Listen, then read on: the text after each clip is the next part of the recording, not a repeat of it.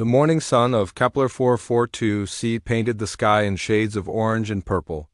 Professor Veltar stood at the edge of the crashed shuttle, his forearms moving in careful gestures as he spoke to the group of students gathered around him.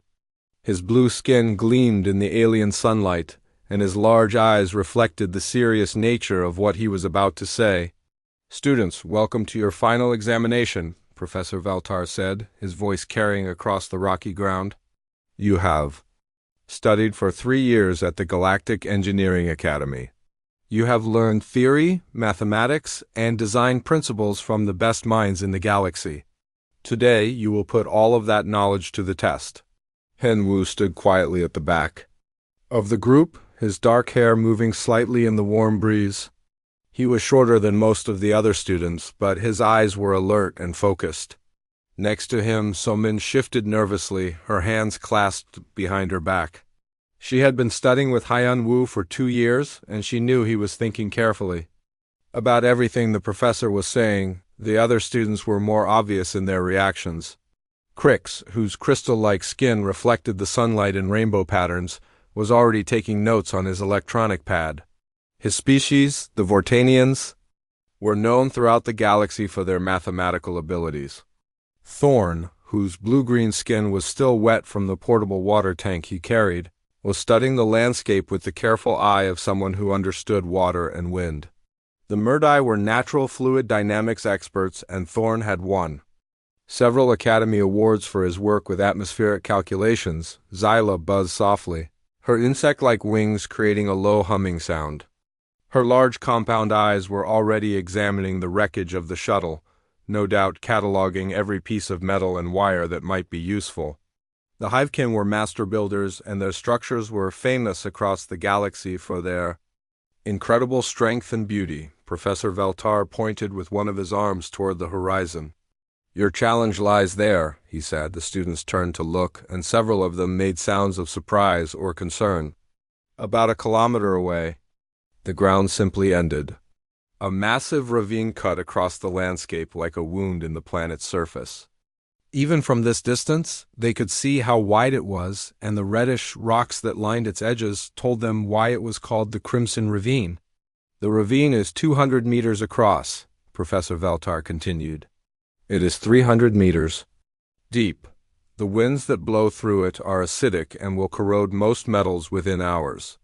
Your task is simple to state but difficult to accomplish. You must cross this ravine using only the materials available to you from this crashed shuttle." Crix immediately raised one of his crystalline hands. "Professor, what are the exact wind speeds? What is the chemical composition of the acidic atmosphere? How much do the materials we have weigh, and what are their stress tolerances?" "These are good questions," Professor Veltar replied, "and part of your challenge is to find the answers. You have basic tools, basic materials, and basic measuring equipment. You have 72 hours to complete your crossing. All of you must make it across safely, or the entire group fails." Thorn's gills fluttered with concern. "Professor, has any group ever failed this test?" The professor's expression became serious. "Yes, 3 groups in the Academy's history have failed. One group spent so much time planning that they ran out of time. Another group built a structure that collapsed during testing. The third group... He paused. The third group had a disagreement about methods and could not work together." So-min glanced at Hyun Woo, wondering what he was thinking. The human students at the Academy were often underestimated by their alien classmates. Humans were seen as creative but not very logical. They were known for taking risks and trying unusual solutions, but they were not considered the smartest species in the galaxy. Most of the other students expected Crix to lead any group project with his mathematical skills or Thorn with his engineering background. "You may begin now," Professor Veltar announced. "I will be monitoring your progress, but I will not offer help or advice. Remember, this is not just a test of your engineering skills. It is a test of your ability to work together, to solve problems under pressure, and to think beyond what you have learned in books." The professor walked away, leaving the 5 students standing in the shadow of the crashed shuttle. For a moment nobody spoke, Then Crix cleared his throat. "Obviously, we need to organize ourselves," he said, his voice crisp and confident. "I suggest we begin with a complete analysis of our available materials, followed by mathematical modeling of the crossing requirements, and then a systematic evaluation of possible solutions." "Agreed," said Zyla, her voice creating a slight buzzing sound. "But we should also consider the structural requirements. Any bridge or crossing device will need to support the weight of all 5 of us, plus safety margins for wind stress and material fatigue." Thorn nodded, water drops falling from his skin onto the ground. "Wind analysis will be crucial. The acidic atmosphere means we cannot simply build a standard bridge. We need to understand the air currents, the chemical interactions, and the timing of wind patterns." Hyun Woo listened to all of this but said nothing. Instead, he walked over to the shuttle wreckage and began looking at the twisted metal, the cables, and the various components that had been scattered by the crash. Somin followed him, curious about what he was thinking. "What do you think?" she asked quietly. "I think we should look at what we actually have before we start planning what we want to build," Hyun Woo replied.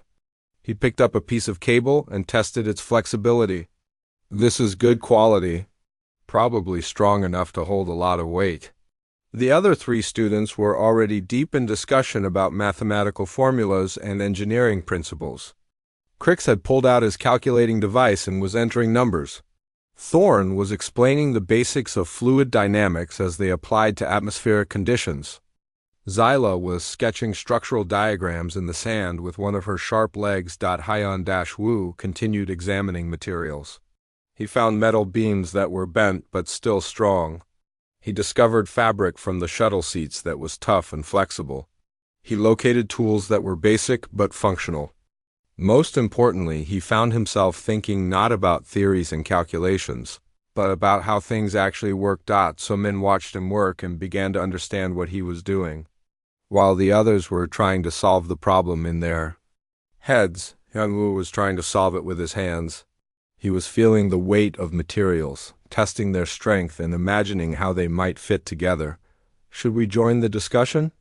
Somin asked. Hyun-Woo looked over at the other students, who were now drawing diagrams and arguing about mathematical constants. "Maybe later," he said. "Right now, I think they have enough ideas. Let's just see what we're working with." As the first day continued, the pattern became clear. Crix, Thorn, and Zyla were approaching the problem like scientists and engineers. They wanted to understand everything before they built anything. They wanted to calculate every force, measure every stress, and plan every detail. Hyun-Woo was approaching the problem like a human. He wanted to understand the materials, feel how they worked, and start imagining solutions. He was not against planning, but he believed that sometimes the best way to understand a problem was to start working on it. The sun was setting on their first day, painting the sky in brilliant colors when Professor Veltar returned to check on their progress. He found 4 students around a small pile of diagrams and calculations, still discussing theory. He found one student sitting quietly by a larger pile of sorted materials, looking thoughtful. None of them had yet walked to the edge of the ravine to see exactly what they were facing.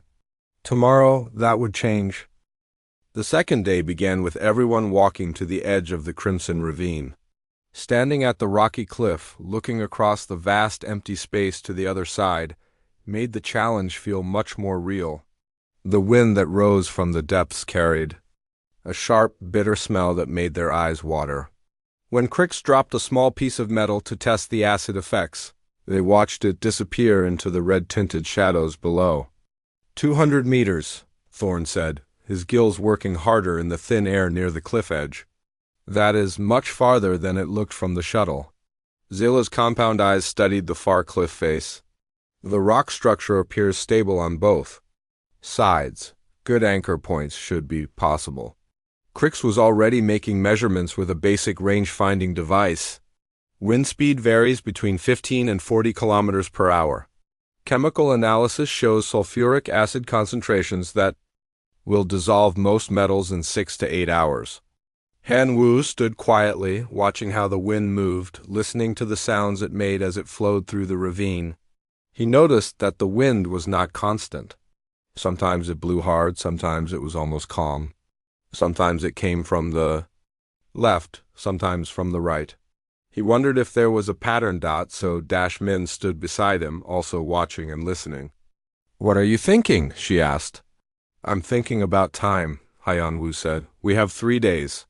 If we spend 2 days planning, that leaves 1 day to build and cross. Is that enough time?" Before So-min could answer, Crix called the group together. "I have completed preliminary calculations," he announced. "Based on the distance, wind conditions, and available materials, I can identify 3 possible approaches." The alien students gathered around Crix, ready to hear his analysis. Haiyan-Wu and So-min joined them, though Haiyan-Wu continued to glance back at the ravine and the materials pile. "Option 1, Crix began, his crystal skin flashing as he gestured, "is a projectile system. We build a device that can fire a cable across the ravine. Once we have 1 cable across, we can use it to pull larger cables and build a bridge. This requires precise calculations of trajectory, wind resistance, and projectile mass. I estimate 16 hours of mathematical work to ensure accuracy." Thorn nodded thoughtfully. "That could work, but what about wind effects on the projectile? We would need detailed atmospheric analysis." "Which brings me to option 2, Crix continued. "We study the wind patterns for 2 full days, create detailed atmospheric charts, and then use controlled gliding to cross. This would require minimal materials but maximum planning." "Gliding?" Zilla's wings buzzed with interest. "That would work for my species, but can the rest of you glide?" "We would build gliding devices," Thorn explained. "Like artificial wings?" "With proper atmospheric analysis, we could calculate exactly the right size, shape, and weight for each person." "Option 3, Crix said, is a traditional bridge structure. But given the distance and wind conditions, it would need to be a complex engineering project." "Zyla, what would your species build?" Zyla moved closer to the edge of the cliff, her sharp legs clicking on the rock. "A tower system. Build towers on both sides, string cables between them, create a walkway. Very strong, very stable. But it would require perfect measurements and at least 48 hours of construction time." The group spent the next hour discussing these options in detail. Crix pulled out more calculating devices and began working on mathematical models. For each approach, Thorn started taking atmospheric readings and making charts of wind patterns. Zyla began sketching detailed structural diagrams in her electronic notebook. Haiyan-Wu listened to all of this, occasionally asking simple questions. "How long would it take to build the projectile device?" he asked. "After we complete the calculations and design work, probably 8 to 10 hours, Crix replied. "And if the first shot misses?" "That is why we need the calculations, to ensure it does not miss. But what if it does?" Crix's crystal skin flickered with annoyance. "With proper mathematical modeling, there should be no misses." Haiyan-Wu nodded and asked another question. "For the gliding plan, what if the wind changes while someone is crossing?" "That is why we need 2 days of atmospheric study," Thorn said, "to predict all possible wind conditions." "But what if something unpredictable happens?" "Proper analysis will account for all variables," Thorn insisted when Haiyan-Wu asked about the tower plan. Zyla explained that her structural calculations would ensure the towers could handle any possible stress. But when he asked what would happen if they ran out of time while building, she just said that proper planning would prevent that. As the morning turned to afternoon, the alien students became more and more excited about their theoretical work. Crix's calculations grew more complex and detailed. Thorn's atmospheric charts filled several data pads. Zilla's structural diagrams showed towers that looked like works of art, but they were still talking, still planning, still calculating. Haiyan-Wu walked back to the materials pile and began sorting things more carefully. He found that the shuttle had contained more useful items than he had first thought. There were emergency cables designed to support heavy loads. There were metal brackets and fasteners. There were tools for cutting and shaping metal. There was even a small welding device. So Min joined him again. "They're really smart," she said, watching the other students work on their plans. Yes, they are, Hyun-woo agreed. But being smart and solving the problem are not always the same thing. What do you mean? Hyun-woo picked up a heavy metal beam and tested its weight. I mean that in 3 days we need to be on the other side of that ravine. All the calculations in the galaxy won't help us if we don't actually build something that works. As the afternoon wore on, the alien students continued their detailed planning sessions. They discussed mathematical formulas that Han-woo had never heard of. They debated engineering principles that required advanced degrees to understand. They created theoretical models that were probably brilliant, but they had not yet tried to build anything. When the sun began to set on their second day, Professor Veltar returned to check on their progress. He found the alien students surrounded by pads full of calculations, charts, and diagrams. Their theoretical work was impressive, and their analysis was thorough. Excellent planning, the professor said as he reviewed their work. Very detailed calculations. Sophisticated engineering. Analysis. Then he walked over to where Hyun-woo was sitting by the materials pile. And what is your contribution to this planning, Hyun-woo? Han-woo looked up from the piece of cable he had been examining. I've been learning about what we have to work with, he said simply. The professor's large eyes studied the carefully sorted piles of materials. I see, and what have you learned? I've learned that we have good cables, strong metal, and useful tools. I've learned that the wind changes a lot, but there are calm periods. And I've learned that we have only 1 day left. That evening, as the alien students settled into their shelters to continue their planning work, Han-woo told So-min he was going to take a walk and think about the problem. Want me to come with you? She asked. You should get some rest, he sighed. Tomorrow might be a busy day. So-min watched him walk away into the darkness, wondering what he was planning. The alien students were still working by artificial light, their voices carrying across the camp as they discussed the finer points of their theoretical approaches. None of them noticed when Hyun-woo, instead of taking a walk, returned to the materials pile and began moving things closer to the edge of the ravine. The third morning brought with it a sense of urgency that even the most focused alien students could not ignore. They had spent 2 full days in detailed planning, and now they had only 24 hours left to build their solution and cross the ravine. But as the sun rose over the rocky landscape, Crix, Thorn, and Zela seemed more determined than ever to perfect their theoretical approaches. I need just a few more hours to complete the trajectory calculations, Crix announced, his crystal skin glowing with intense concentration. The mathematical model is almost perfect, but there are still variables to account for. Thorn was equally focused on his atmospheric analysis. The wind patterns are more complex than I initially calculated. I need to extend my observations for at least 6 more hours to ensure accuracy. Zyla had created structural diagrams that looked like beautiful works of art, but she too insisted that more planning was needed. The tower design requires precise stress calculations. We cannot afford any structural failures. So-min watched this continued planning with growing frustration. She understood the value of careful preparation, but she also understood that time was running out. When she tried to suggest that they might want to start building something, the alien students politely dismissed her concerns. Humans tend to act too quickly, Crix explained, not unkindly. Your species has not learned the importance of thorough theoretical preparation. Building without complete plans is inefficient, Thorn added. My people learned long ago that proper analysis prevents costly mistakes. Rushing leads to structural failures, Zyla concluded. Better to plan correctly than to build incorrectly. Hyun-woo, meanwhile, had spent the early morning hours doing something completely different. While the alien students worked with their electronic devices and mathematical formulas, he had been conducting what they would have called primitive field testing. He threw small rocks across the ravine to test wind effects, not to calculate precise trajectory formulas like Crix was doing, but simply to see how the wind actually behaved. He dropped pieces of debris into the ravine and listened to the sounds they made, not to measure exact depth like Thorn's instruments were doing, but to get a feel for the space they were dealing with. Most importantly, he had been testing the Materials by hand.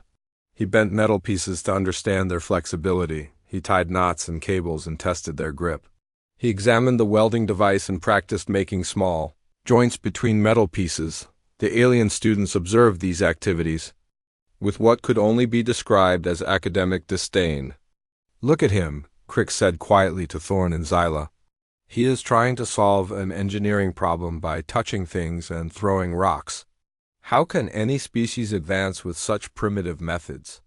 "My people have a saying," Thorn replied, his gills fluttering with amusement. "When you do not understand the theory, you resort to trial and error. The humans clearly lack the intellectual framework for proper scientific analysis." Zilla's compound eyes watched Hyun-woo as he used the welding device to join two pieces of metal. Perhaps their species simply evolved differently. They approach engineering like ancient craftsmen rather than modern scientists. What the alien students did not understand was that Hyun-woo was not being primitive. He was being practical. While they tried to solve the problem in their minds using perfect mathematical models, he was trying to solve it in the real world using imperfect but workable methods. When Hyun-woo tested a cable by hanging his full weight from it, he learned things about its strength that no calculation could tell him. When he welded two pieces of metal together and then tried to break the joint, he learned about the quality of his work in a way that no formula could measure. So Dashmin began to understand what Hyun-woo was doing, and she started helping him. Together, they tested different materials and combinations. They experimented with different welding techniques. They practiced tying various types of knots and tested how well they held under stress. "This is actually quite sophisticated," So-min realized as she watched Hyun-woo adjust his welding technique based on how the previous attempts had performed. "You're gathering data, just not the same kind of data they are." "Different data," Hyun-woo agreed. "They want to know what should work in theory. I want to know what actually works in practice." As the morning progressed, the contrast between the two approaches became more obvious. The alien students had filled multiple data pads with calculations, charts, and diagrams. Their theoretical work was impressive and probably very accurate, but they had not yet built a single physical component of their solution. Hyun-woo and So-min, on the other hand, had created a small pile of tested materials. They had cables with reliable knots. They had metal joints they knew were strong. They had tools they understood how to use effectively. Professor Veltar made his usual morning visit and observed both groups with interest. He spent time reviewing the alien students' theoretical work, asking detailed questions about their calculations and complimenting their sophisticated analysis. Then he walked over to where Hyun-woo and So-min were working with actual materials. "Interesting approach," the professor said, watching Hyun-woo test another cable joint. "No mathematical modeling at all?" "Some mental calculations," Hyun-woo replied, "but mostly just trying things and seeing what works." "And you believe this will lead to a successful solution?" Hyun-woo looked up from his work. "I believe it will lead to a solution that actually exists. Whether it succeeds or not, we'll find out when we try to cross." The professor's expression was unreadable, but he spent several more minutes watching Hyun-woo work before moving on. By midday, the alien students had completed most of their theoretical work, but they were still refining details. Crix had calculated trajectory paths for 3 different projectile designs.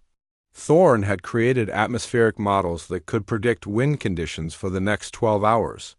Zayla had designed tower structures that could theoretically support massive loads, but when So-min asked when they planned to start building, the answers were vague. "Once the calculations are complete," Crick said. "After the atmospheric analysis is finalized," Thorn added. "When the structural design is perfected," Zyla concluded. Hyun-woo continued his practical work, but now he was moving with more purpose. He had moved beyond simple testing and had begun what looked like actual preparation for construction. He organized materials into specific groups. He set up work areas near the cliff edge. He prepared tools and tested equipment. Most significantly, He had begun to study the ravine itself with the intensity that the alien students applied to their theoretical work. But where they studied it with instruments and calculations, he studied it with his eyes and his intuition. He watched how the wind moved through the space. He observed how shadows fell across the cliff faces. He noted where the rock looked most solid and where it appeared fractured. He was not measuring these things precisely, but he was understanding them practically. As the afternoon wore on, Somin realized that while the alien students were still planning their solution, Haiyan-Wu had already chosen his. She could see it in the way he organized materials, in the way he tested specific techniques, and in the way he studied the ravine. "You know what you're going to build, don't you?" she asked. "I think so," Haiyan-Wu replied. "Not the details, but the basic idea. A suspension bridge. Cables across the ravine, walkway hanging from the cables." That sounds like what Zyla suggested, but simpler, much simpler. Her design would take a week to build properly. "Mine might work with what we have if I can get it built tonight." "Tonight?" Haiyan-Wu looked at the setting sun. "We're out of time for planning. Tonight we build, or tomorrow we fail." As evening approached, the alien students were finally beginning to feel the pressure of time. Their theoretical work was nearly complete, but they were starting to realize that building their solutions would take longer than they had planned. "Perhaps we should begin some preliminary construction," Crick suggested, though he seemed reluctant to stop working on his calculations. "I would like a few more hours of atmospheric data," Thorne said, "but I suppose we could start preparing materials." "The structural design could use more refinement," Zyla admitted, "but time constraints may force us to work with imperfect plans." As the alien students reluctantly began to think about moving from theory to practice, Haiyan-Wu quietly gathered the materials he would need and began moving them to his chosen worksite near the cliff edge. So-Min watched him prepare for what she was beginning to realize would be a very long night. As darkness fell over Kepler 442c, the alien students finally began to transition from planning to action. But even their action was methodical and slow. Crix carefully unpacked his calculating devices one more time to double-check his projectile trajectory formulas. Thorne set up atmospheric monitoring equipment to gather final wind data. Zyla created a precise list of materials needed for her tower construction, organized by priority and structural importance. "We should begin construction first thing in the morning," Crix announced. 6 hours of building time should be sufficient if we follow the plans exactly." "Agreed," said Thorne. "I will monitor atmospheric conditions throughout the night to ensure optimal building weather tomorrow. My structural analysis indicates that careful construction will be more important than fast construction," Zyla added. "Quality over speed." The alien students settled into their portable shelters, which were designed to provide optimal rest conditions for their respective species. Crix's shelter maintained the low humidity that Vortanians preferred. Thorne's shelter included a water circulation system to keep his skin properly moisturized. Zyla's shelter filtered out certain light frequencies that interfered with Hivekin's sleep patterns. So-Min set up her own small human shelter near the alien students. Before settling in for the night, she walked over to where Haiyan-Wu was organizing materials near the cliff edge. "You should get some rest too," she said. "Tomorrow is going to be difficult." Haiyan-Wu looked up from the cable he was examining. The 2 moons of Kepler 442c provided enough light to work by, and their alien glow gave everything a strange, dreamlike quality. "I'm going to take a walk," he said. "Think about the problem for a while. Maybe look at the ravine in different light? Want company?" "Thanks, but I think better when I'm alone. You should sleep. If this works, tomorrow might be exciting. If it doesn't work, tomorrow might be very stressful." So-Min studied his face in the moonlight. There was something in his expression that she had never seen before. Not worry, exactly, but a kind of focused determination. "Haiyan-Wu, what are you planning?" "Just a walk," he repeated. "Just thinking." After So-Min returned to her shelter, Haiyan-Wu did indeed walk to the edge of the ravine. He stood there for several minutes, looking across the empty space to the far cliff. The moons painted the rock faces in silver and shadow, and the wind that rose from the depths was cooler now, less acidic smelling than during the day, but Hyan-Woo was not really taking a walk to think. He had already done his thinking. Now it was time to work. He returned to his materials pile and began the most ambitious project of his life. Working by moonlight with only basic tools and his own determination, Hyan-Woo started building a bridge across the Crimson Ravine. The first challenge was creating anchor points on his side of the cliff. Using a heavy metal stake and an improvised hammer made from shuttle parts, he began driving anchors deep into the rocky ground. The sound of metal striking stone echoed across the landscape, a rhythmic pounding that spoke of serious work being done in their shelters. The alien students heard the distant sounds but paid little attention. Thorne assumed it was some kind of geological activity common to this planet. Crix thought it might be Professor Veltar setting up monitoring equipment. Zilla's audio perception was different from the others, and she did recognize the sound as tool work, but she assumed one of the humans was doing some late night preparation for tomorrow's construction. None of them imagined that one person was attempting to build a complete bridge in a single night. Hyan-Woo worked methodically but quickly. His anchor system was not based on complex engineering calculations, but on practical knowledge passed down through generations of human builders. He drove stakes at angles that felt right, not because he had calculated the optimal stress distribution, but because his species had been building things for thousands of years, and some knowledge lived in muscle memory and intuition. The first anchor took him 2 hours to complete. It was not beautiful like Zilla's architectural designs, and it was not mathematically perfect like Crix's calculations. But when Hyan-Woo tested it by hanging his full weight from it and bouncing, it held solid. The second challenge was getting a cable across the ravine. Crix had spent hours calculating the perfect projectile system, but Hyan-Woo had spent those same hours practicing with a much simpler approach. He had found that one of the smaller metal components could be shaped into an effective grappling hook tied to a lightweight but strong cable. It could be thrown by hand across distances much greater than most people would think possible. It took Hyan-Woo 7 tries to get the grappling hook across the ravine and securely attached to rock. On the far side, each missed throw meant pulling the cable back, recoiling it carefully and trying again. But each attempt taught him something about the wind patterns, the weight of the hook, and the technique needed when the seventh throw succeeded, sending the hook clattering across rocks on the far cliff until it caught securely. Hyan-Woo felt a surge of satisfaction that no amount of theoretical planning could have provided. Now, he had one cable spanning the ravine. It was not enough to walk on, but it was enough to use for pulling heavier cables across. The third challenge was building the bridge structure itself.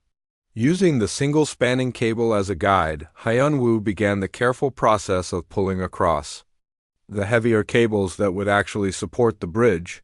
This required a pulley system that he built from shuttle parts, and it required techniques for managing heavy loads that he had learned not from textbooks, but from watching human workers. In practical situations, the work was exhausting. Pulling heavy cables across a 200-meter span, even with mechanical advantage from pulleys, required sustained physical effort. Hyan-Woo's hands became raw from handling rough cables. His back ached from lifting and pulling. His arms burned from the constant strain, but he kept working. As the night progressed, the bridge began to take shape. 2 main support cables now spanned the ravine, properly tensioned and secured to anchor points on both sides. Vertical cables hung from the support cables, ready to hold the walkway. The basic structure of a suspension bridge was emerging from the darkness. Hyan-Woo's approach to building was completely different from what the alien students would have done. Where they would have followed detailed plans and precise measurements, he worked by feel and intuition. Where they would have calculated exact stress loads and safety factors, he built things strong enough to feel right and then made them stronger. Where they worked from theory toward practice, he worked from practice toward something that actually functioned. The fourth challenge was creating the walkway itself. Using metal panels from the shuttle floor and connecting them with cables and improvised hinges, Wu built a walking surface that could flex with wind and movement but still provide safe passage. This was perhaps the most difficult part, because it required not just strength and endurance but skill. Each panel had to be positioned carefully, connected securely, and tested thoroughly. Working by moonlight with wind from the ravine making every movement more difficult, Wu had to rely on his sense of touch as much as his vision. Several times during the night, Professor Valtar emerged from his own shelter and observed the work from a distance. The professor's species had excellent night vision, and he could see clearly what Wu was accomplishing. But he made no attempt to interfere or offer help. This was, after all, a test. As the night wore on and the bridge neared completion, Professor Valtar found himself experiencing something he had rarely felt in his years of teaching: genuine amazement. Not at the theoretical brilliance of a student's analysis, not at the mathematical elegance of a proposed solution, but at the simple, practical miracle of someone making the impossible work through determination and skill. By the time the sun began to rise on the final day of the test, Wu had completed his bridge. It was not perfect, it was not beautiful, it was not mathematically optimal, but it spanned the crimson ravine, and it looked like it would hold. Exhausted, hands bleeding, clothes torn, Wu sat down on a rock near the bridge entrance and waited for the others to wake up and discover what he had done. He did not have to wait long. The construction of the bridge had been a journey through the night that revealed something remarkable about human engineering instincts. While the alien students had approached the problem like scientists, analyzing variables and calculating outcomes, Wu had approached it like a craftsman, feeling his way through challenges and adapting to each obstacle as it arose. Building the anchor system had required more than just driving stakes into rock. Wu had to work with the natural structure of the cliff face, finding spots where the rock was solid enough to hold massive stress loads. He could not analyze the rock composition with instruments like the alien students would have done. Instead, he tested it with hammers and stakes, listening to the sound the rock made when struck, feeling how it responded to pressure. When he found a section of rock that felt wrong, too soft, or with internal cracks, he moved his anchor point, rather than trying to force it to work. This flexibility, this willingness to change plans based on what the materials actually offered rather than what the calculations said they should offer, was something that came naturally to humans but seemed alien to the other species. The cable spanning process had been even more instructive. Crick's theoretical approach would have required building a precise launching device and calculating exact trajectories. But Wu's approach relied on something much more basic: the ability to learn from failure and adapt quickly. Each missed throw of the grappling hook had taught him something. The first throw fell short, teaching him about the weight of the cable. The second throw went too far left, teaching him about wind effects. The third throw hit the far cliff but bounced off, teaching him about the angle needed for the hook to catch properly. By the seventh throw, Wu was not calculating trajectories in his head, he was feeling them.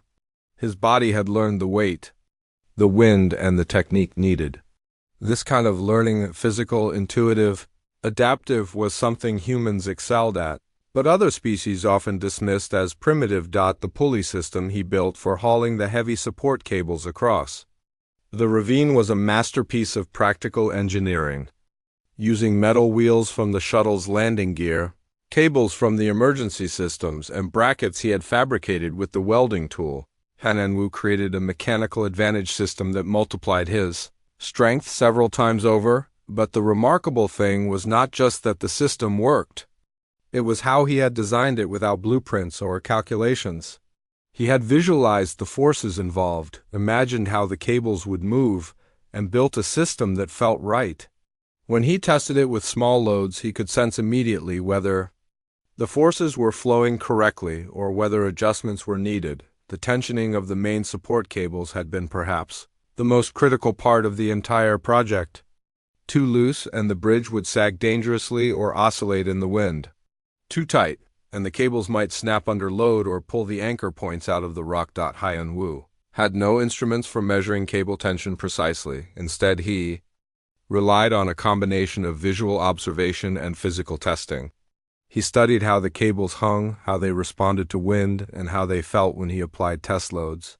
He adjusted the tension by feel, tightening until the cables sang a certain note when plucked. Loose enough to flex, but tight enough to support weight. This was engineering by instinct. And it worked because humans had been building suspension bridges for hundreds of years before they had the mathematics to analyze them properly. The knowledge was embedded in human culture and intuition. The walkway construction had presented its own challenges.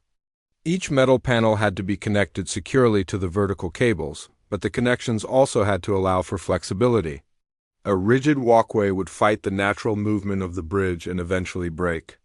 A flexible walkway would move with the bridge and stay intact. Haiyan Wu solved this by creating hinged connections that he tested repeatedly. He would connect a panel, walk on it, bounce on it, and feel how it responded. If it felt too stiff, he adjusted the connection. If it felt too loose, he tightened it. Each panel was connected based on how the previous panels had performed. Throughout the night, as he worked, Haiyan Wu encountered problems that were not in any engineering textbook. The wind carried moisture that made some surfaces slippery. The alien moonlight created shadows that made it difficult to see certain details clearly. The acidic atmosphere slowly corroded some of his tools, forcing him to adapt his techniques as the tools changed. Each time he encountered an unexpected problem, Haiyan Wu paused, studied the situation, and found a solution. He did not have backup plans prepared in advance like the alien students would have done. Instead, he improvised solutions in real time, using whatever materials and techniques seemed most promising.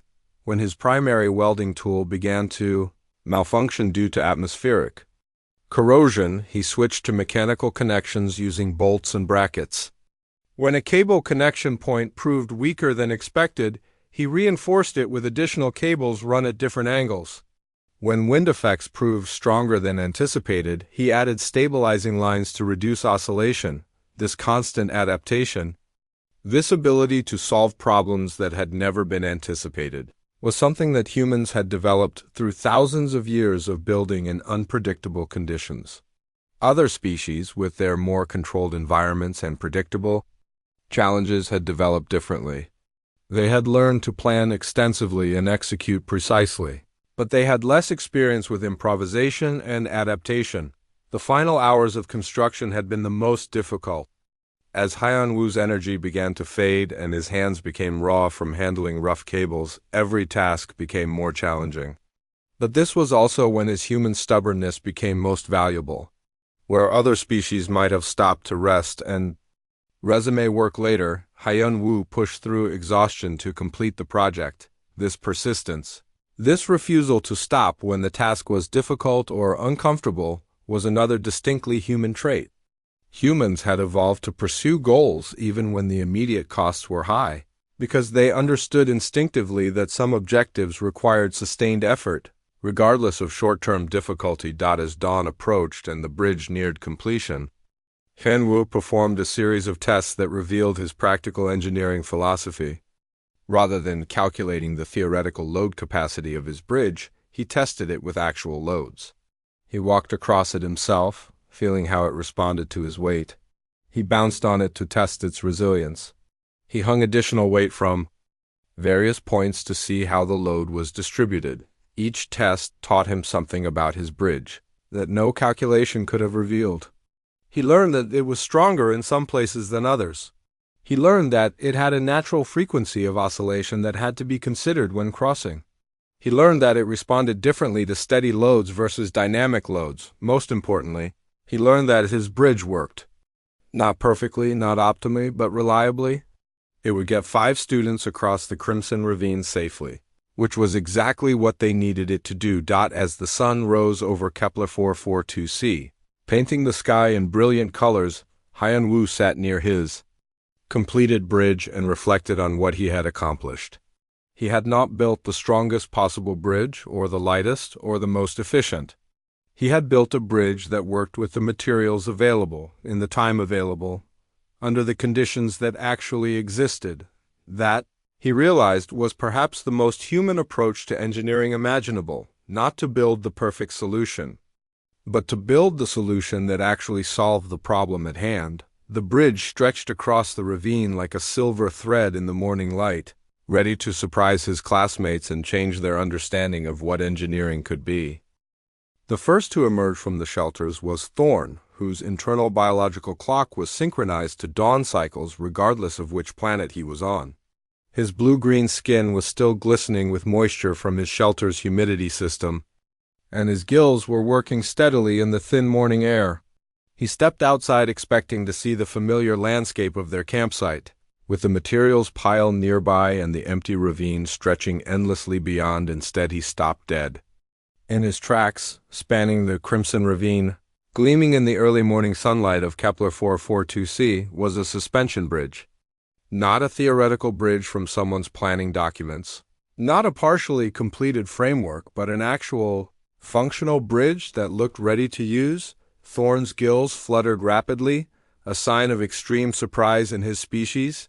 He moved closer to the ravine edge, his large eyes taking in details that seemed impossible. The bridge had two main support cables stretched taut across the entire 200-meter span. Vertical cables hung at regular intervals, supporting a walkway made from metal panels. The whole structure swayed gently in the morning breeze, but it moved like something alive and flexible rather than something about to break. "This cannot be real," Thorn said aloud, his voice carrying the particular tone his species used for expressing complete bewilderment. The sound of his voice woke Crix, whose crystal-like skin was sensitive to acoustic vibrations. The Vortania emerged from his shelter with the careful, methodical movements typical of his species, expecting to begin the final day with detailed preparation for construction. Crix saw Thorn standing motionless at the cliff edge and walked over to see what had captured his attention. When his large eyes focused on the bridge, his crystal skin began flashing in rapid patterns, a biological response that occurred when Vortanians encountered data that did not fit their existing mental models. "Impossible," Crix said, his voice harmonizing with itself in the way of his people. "The mathematical calculations alone would require 12 hours minimum. The construction time should be at least 20 hours with a full team." Zayla emerged next, her compound eyes immediately detecting the change in the campsite's geometry.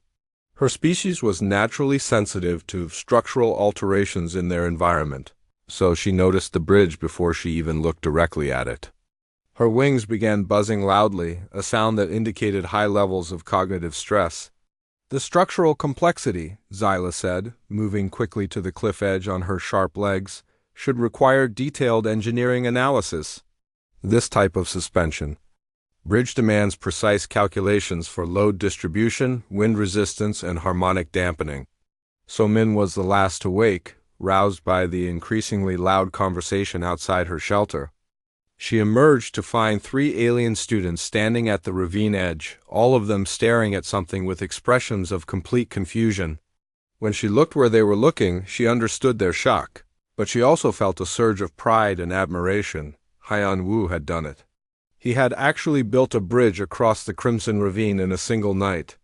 "How?" Thorn asked, turning to look at Somin as if she might have answers. "How is this structurally possible? Where are the blueprints?" Crix demanded, his crystal skin still flashing erratically. "What calculations were used? What mathematical models supported this design?" "The materials analysis alone," Zayla added, "should have taken hours. How were stress tolerances determined? How were load factors calculated?" So Min walked over to where Haiyan Wu was sitting quietly on a rock near the bridge entrance. He looked exhausted, his clothes were dirty and torn, and his hands were wrapped with strips of fabric that were stained with blood. But his expression was calm, almost peaceful. "You actually did it," she said softly. "It seems to be holding together," Haiyan Wu replied, looking at his bridge with the critical eye of someone checking his own work. "I'll feel better about it after we all cross safely." The alien students approached, their movements hesitant and uncertain. Everything they understood about engineering told them that this bridge should not exist. It should not have been possible to design and build it so quickly. It should not be stable without extensive mathematical analysis. It should not work, but it was there, and it clearly did work. Explain the construction methodology, Crick said, pulling out his electronic devices as if preparing to take detailed notes.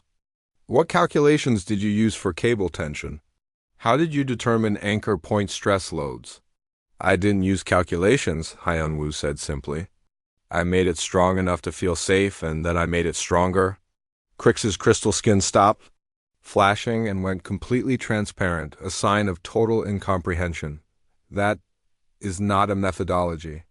That is not engineering. How can you build a complex structure without mathematical analysis?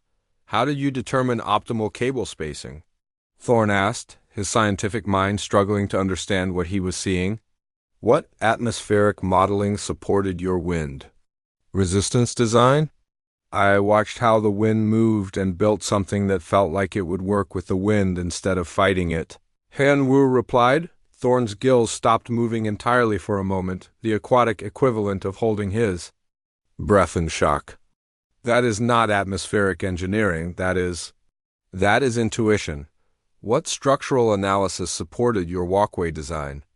Zyla demanded, her voice buzzing with confusion. How did you calculate load distribution across multiple support points? I tested each section as I built it, Hyun-woo said. If it felt strong enough to hold my weight, I figured it would probably hold everyone else's weight too. Zilla's compound eyes focused on Hyun-woo with the intensity her species reserved for examining completely alien phenomena. You built a suspension bridge based on how it felt. Mostly, yes. The alien students stared at Hyun-woo for several long moments, then looked back at the bridge, then back at Hyun-woo. Their minds, trained in theoretical analysis and mathematical precision, could not process what they were witnessing. Professor Veltar chose that moment to make his morning appearance. The four-armed instructor approached the group with his usual calm demeanor, but So-min noticed that his large eyes immediately went to the bridge and stayed there for a long time. Interesting development, Professor Veltar said finally. I assume this represents the group's chosen solution? We did not choose this solution, Crick said quickly. We spent 2 days developing proper engineering approaches based on mathematical analysis and theoretical frameworks. The human built this without consulting our calculations, Thorne added, without using our atmospheric data, without following any recognized engineering methodology. It should not work, Zyla concluded. According to proper structural analysis, this bridge should not be stable. Professor Veltar walked closer to the bridge, examining the anchor points, the cable connections, and the walkway construction. His forearms moved independently as he tested various components, and his expression grew more thoughtful with each observation. It appears to be quite stable, the professor said finally. The construction quality is actually quite impressive. The engineering principles are sound, even if the methodology was unconventional. But how can it be sound without mathematical verification? Crix asked desperately. Perhaps, Professor Veltar suggested, mathematical verification is not the only path to sound engineering. This comment created what humans might have called a pregnant pause. The alien students looked at each other, then at the bridge, then at Hyun-woo, who was still sitting quietly and looking like he just wanted to rest. Should we test it? So-min asked finally. I already tested it, Hyun-woo said, but we should all test it together. That's the only way to know if it really works. The bridge waited for them, spanning the morning light, ready to prove whether human intuition could be as effective as alien calculation. Professor Veltar approached the bridge with the methodical care of someone who had spent decades evaluating student engineering projects. His forearms moved independently, each performing different tests on the structure. One hand checked the tension of the support cables. Another examined the welds and connections. A third tested the flexibility of the walkway panels. The fourth held instruments that measured stress responses and structural integrity. The anchor points show proper load distribution, the professor said, his voice carrying the neutral tone he used for technical evaluation. The cable tensions are within acceptable parameters for this type of suspension design. The walkway construction demonstrates adequate flexibility for wind response while maintaining structural stability. Crix moved closer, his crystal skin flashing with patterns that indicated intense cognitive processing. But Professor, how can these measurements be correct without mathematical modeling? The bridge was built using no theoretical framework at all. That is not entirely accurate, Professor Veltar replied, running one hand along a cable joint that Hyun Wo had welded during the night. This bridge demonstrates a very sophisticated understanding of engineering principles. Load distribution, harmonic dampening, stress management, materials optimization. All of these concepts are present in the design. Then where are the calculations? Thorne asked, his gills working rapidly as he tried to process this information. How were these principles applied without mathematical analysis? Professor Veltar looked at Hyun Woo, who was still sitting quietly nearby. Perhaps you should ask the engineer. Hyun Woo stood up slowly, his exhaustion evident in every movement. I don't have calculations because I didn't need them. My species has been building bridges for thousands of years. The knowledge is built into how we think about building things. That is impossible, Xyla stated flatly. Complex engineering requires analytical thinking. It requires mathematical precision. Does it? Professor Veltar asked. Or does complex engineering require understanding? Understanding can come from many sources. Mathematics is one source. Experience is another. Intuition, properly developed, is a third. The professor gestured toward the bridge with two of his arms. This structure works because the builder understood the forces involved, even if he could not calculate them precisely. He understood the materials, even if he did not analyze their molecular composition. He understood the environment, even if he did not model it mathematically. To demonstrate his confidence in the structure, Professor Veltar stepped onto the bridge walkway. The entire structure swayed gently under his weight, but the movement was controlled and stable. He walked several meters out over the ravine, then returned to the cliff edge.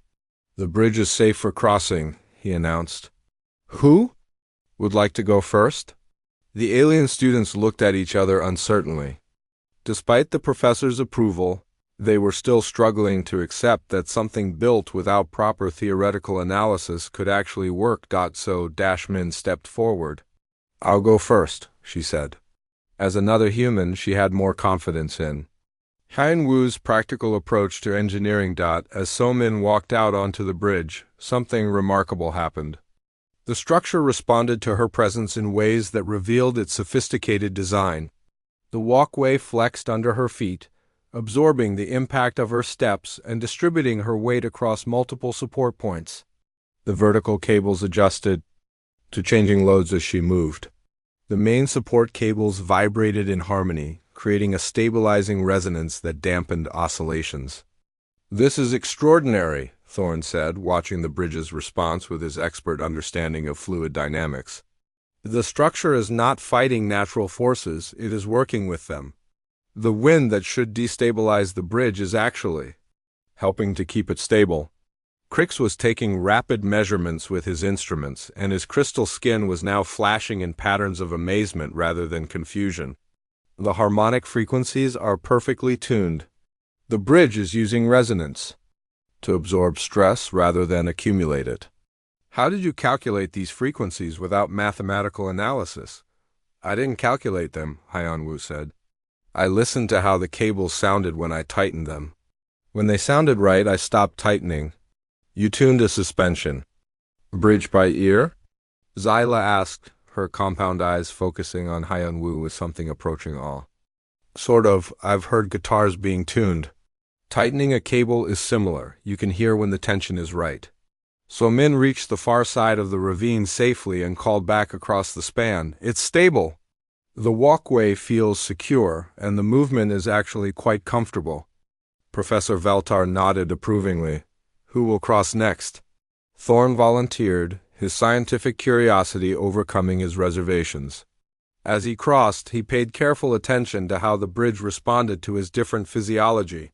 His aquatic species had a different gait and weight distribution than humans, but the bridge adapted smoothly to his movements.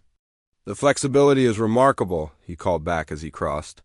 "The structure adjusts to different loading patterns automatically. This design principle could revolutionize bridge engineering for multi-species environments." Crix crossed third, his analytical mind working furiously to understand what he was experiencing. As someone whose species approached all problems through mathematical modeling, he found the bridge profoundly disorienting. It worked perfectly, but it worked in ways that he could measure but not predict. "I can calculate what the bridge is doing," he said when he reached the other side, "but I cannot calculate what it will do. It responds to variables that are not in any mathematical model I know."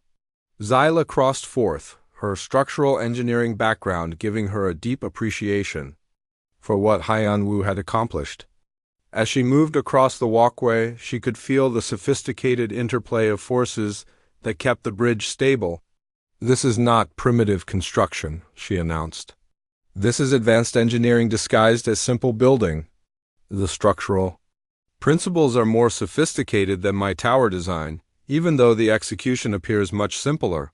Finally, Haiyan-Wu crossed his own bridge. He moved with the confidence of someone who understood intimately how the structure would respond, because he had built every connection and tested every component. But even he seemed somewhat surprised by how well the bridge performed under the load of 5 different beings. When all 5 students had successfully crossed the Crimson Ravine, they gathered on the far cliff to wait for Professor Veltar, who crossed last. The professor's expression as he traversed the bridge was one of deep thoughtfulness. "In 30 years of teaching engineering," Professor Veltar said when he joined them on the far side, "I have seen many brilliant solutions. I have seen mathematical models that were works of art in their precision. I have seen theoretical frameworks that advanced our understanding of physics and materials science." He paused, looking back at the bridge that had made their crossing possible. "But I have never seen a solution that so perfectly demonstrated the difference between knowledge and understanding. You 3, he said, indicating Crix, Thorn, and Zayla, have extensive knowledge. Your calculations were correct, your analysis was thorough, your theoretical frameworks were sophisticated. Haiyan-Wu," the professor continued, "has understanding. He understands how forces work, how materials behave, how structures respond to stress. He may not be able to calculate these things precisely, but he understands them deeply." "Both knowledge and understanding are valuable," Professor Veltar said. "But in engineering, understanding is often more important than knowledge. Understanding leads to solutions that work in the real world under real conditions with real materials." Crix, Thorn, and Zyla were silent, processing this revelation. Everything they had been taught about engineering emphasized the importance of theoretical knowledge, mathematical precision, and analytical thinking. The idea that intuitive understanding could be equally valid was challenging their fundamental assumptions about how engineering should work. "Professor," Crix said finally, "are you saying that calculation and analysis are not important?" "Not at all," Professor Veltar replied. "I am saying that they are tools, not goals. The goal is to build something that works. Sometimes calculation is the best tool for that goal. Sometimes intuition is the best tool. The best engineers know when to use which tool." As they prepared to return to the academy, each student was changed by what they had experienced. The alien students had learned that there were other ways to approach engineering problems. Haiyan-Wu had learned that his intuitive approach was not just valid but valuable, but perhaps most importantly, they had all learned that the best solutions often come from combining different approaches, different perspectives, and different ways of understanding the world. The journey back to the Galactic Engineering Academy was quiet at first. The transport ship hummed steadily through space, carrying the 5 students and Professor Veltar away from Kepler 442c, and toward the academic world where they would soon complete their final year of studies. But the quiet was not empty. It was the thoughtful silence of minds processing new ideas and reconsidering old assumptions. Crix was the first to break the silence. His crystal skin had returned to its normal clear state, but it still flickered. occasionally with patterns that indicated deep thinking. "Professor," he said, "I have been reviewing the data from our crossing test. The mathematical models I can create to describe Hyunwoo's bridge are more complex than the models for any of our planned solutions." "Interesting," Professor Valtar replied. "What does that tell you?" "It tells me that sophisticated engineering and sophisticated planning are not the same thing. The bridge demonstrates mathematical principles that I did not think to include in my calculations, even though they are clearly important." Thorn shifted in his specially designed seat, his gills working steadily in the ship's carefully controlled atmosphere. "I have been thinking about the atmospheric modeling I did before we started building. My analysis was detailed and accurate, but it was also incomplete. I measured wind speed and direction, but I did not consider how a flexible structure might work with the wind instead of resisting it." "And what conclusion do you draw from that?" the professor asked. "I conclude that my species' approach to engineering may be too rigid. We analyze conditions and then build structures to withstand those conditions." Hyunwoo analyzed conditions and built a structure to work with those conditions. The difference in philosophy led to a difference in effectiveness. Zilla's wings buzzed softly, a sound that indicated she was processing complex ideas. "My structural analysis focused on creating maximum strength through rigid design. But Hyunwoo's bridge is stronger than my design would have been, precisely because it is more flexible. Strength through flexibility is a concept my people understand in biology, but we have not applied it to engineering." Professor Valtar nodded approvingly. "You are all beginning to understand something important. There is no single correct approach to engineering. Different species, different cultures, different individuals will naturally approach problems in different ways. The key is to learn from these different approaches rather than dismissing them." Somin, who had been listening quietly, finally spoke up. "But why are human approaches so different? Why do we think about engineering differently than other species?" "That," Professor Veltar said, "is a question that has puzzled xenopsychologists for decades, but I have a theory." The professor activated a holographic display that showed images of various planets and species. Most species in the galaxy evolved on worlds with relatively stable, predictable environments. Crix's people evolved on a world with consistent atmospheric conditions and minimal geological activity. Thorn's people evolved in vast oceans with predictable currents and stable chemistry. Zilla's people evolved in environments that changed slowly and in patterns that could be anticipated. The display shifted to show Earth with its chaotic weather patterns, volcanic activity, and constantly changing conditions. Humans evolved on a world that was much less predictable. Your planet has extreme weather variations, geological instability, and environmental changes that happen quickly and without warning. This environmental unpredictability shaped how humans approach problems, the professor continued. Other species learned to analyze conditions carefully and build solutions that would work perfectly under those specific conditions. Humans learned to build solutions that would work adequately under a wide range of unknown conditions. Hyunwoo leaned forward, interested in this analysis of his own species.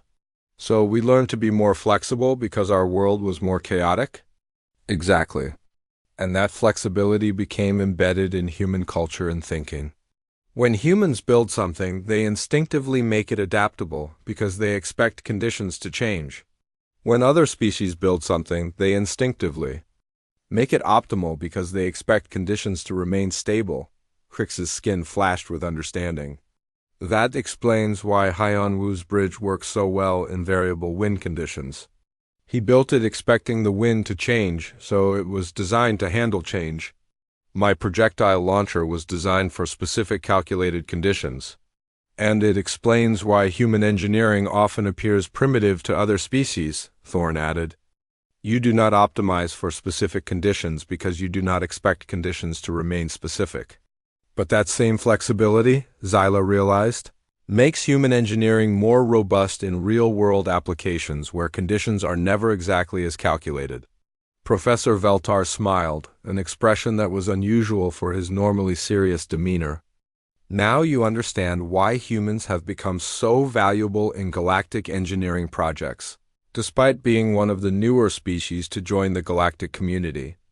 You bring a different perspective, a different approach to solving problems. It is not that human engineering is better or worse than other approaches, the professor continued. It is that human engineering is different, and that difference fills gaps that other approaches cannot fill. The conversation continued as the transport ship carried them through space, but the dynamic had changed completely. Instead of the alien students discussing their sophisticated approaches while the humans listened quietly, all 5 students were now contributing equally to a discussion about different ways of understanding and solving problems. Crix began asking Hien Wu about intuitive methods for testing material strength. Thorn wanted to understand how humans developed a feel for fluid dynamics without extensive calculation. Xylo was curious about building techniques that prioritized adaptability over optimization. Hien-Wu, for his part, was genuinely interested in the alien students' analytical approaches. He had always been somewhat dismissive of extensive calculation and planning, but seeing how thoroughly they could analyze complex systems made him realize the value of their methods.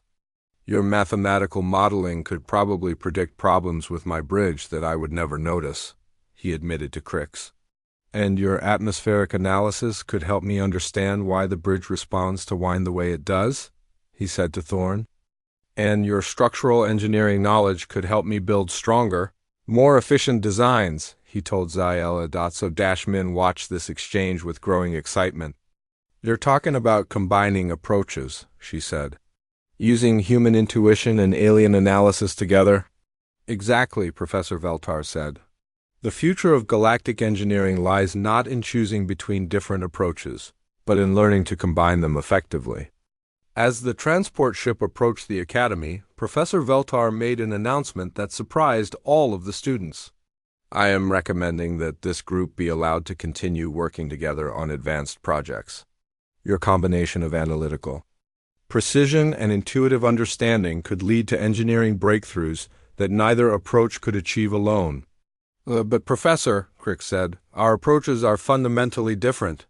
How can we work together when we think about problems? In completely different ways? That, Professor Veltar replied, is exactly why you should work together. The most innovative solutions come from combining different ways of thinking, not from perfecting a single way of thinking. When they arrived at the academy, word of their crossing had already spread. Other students and faculty gathered to hear about the test, and many were amazed by the story of the bridge built in a single night without calculations or blueprints, but the real impact of their experience was not the bridge itself. It was the understanding that different species, different cultures, and different individuals all had valuable contributions to make to solving complex problems. Hien Wu's bridge had spanned more than just the Crimson Ravine. It had spanned the gap between different ways of understanding the world, different approaches to solving problems, and different definitions of what engineering could be. In the months that followed, the story of the human who built a bridge by intuition became legendary at the academy. But it was not told as a story about human superiority or alien inadequacy. It was told as a story about the importance of diversity in thinking, the value of different perspectives, and the power of combining analytical precision with intuitive understanding. Years later, when Crix, Thorn, Xyla, Hien Wu, and So Min had all become successful engineers working on projects throughout the galaxy, they would often collaborate on the most challenging problems. Their combined approach, mathematical analysis, atmospheric modeling, structural optimization, intuitive design, and practical testing would lead to engineering solutions that none of them could have developed alone, but they would always remember the morning on Kepler 442c, when they learned that the best way to cross a ravine sometimes involved not just planning the perfect solution, but building a solution that actually worked.